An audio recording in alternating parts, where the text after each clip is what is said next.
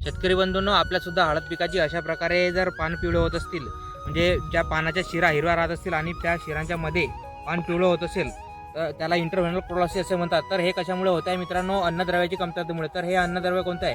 तर यामध्ये सूक्ष्म अन्नद्रव्याची कमतरता या ठिकाणी पाहायला मिळते. झिंक या अन्नद्रव्याची या ठिकाणी पाहायला मिळते. खूप साऱ्या ठिकाणी काय होतं आहे मित्रांनो, पूर्णपणे पान हे पांढऱ्या कलरमध्ये होऊन जाते.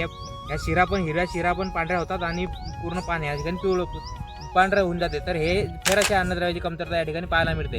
तर या झिंक आणि या फेरस या अन्नद्रव्याची जर कमतरता आपल्याला भरून काढायची असेल आणि आपल्या पिकामध्ये जर झिंक या अन्नद्रव्याची सूक्ष्म अन्नद्रव्याची कमतरता आपल्याला दिसत असेल, तर आपल्याला 39.5% वालं मार्केटमध्ये जे झिंक मिळते त्याची फवारणी करणे या ठिकाणी गरजेचं आहे. त्यामध्ये जर विचार केला मित्रांनो, तर प्रोलिक झिंक, ज्यामध्ये माफिट कंपनीचं प्रोलिक झिंक या नावाने मिळते, त्याचा 25 ml प्रति 15 लिटर पंपाच्या हिशोबाने आपल्याला या ठिकाणी वापर करायचा आहे. किंवा मित्रांनो 39.5% या पर्सेंटमधलं झिंक कुठल्याही कंपनीचं जर आपल्याला मिळत असेल, तर याचा वापर आपण 25 ml प्रति 15 लिटर पंपासाठी या ठिकाणी करू शकता आणि आपल्या झिंक या अन्नद्रव्याची कमतरता भरून काढू शकता.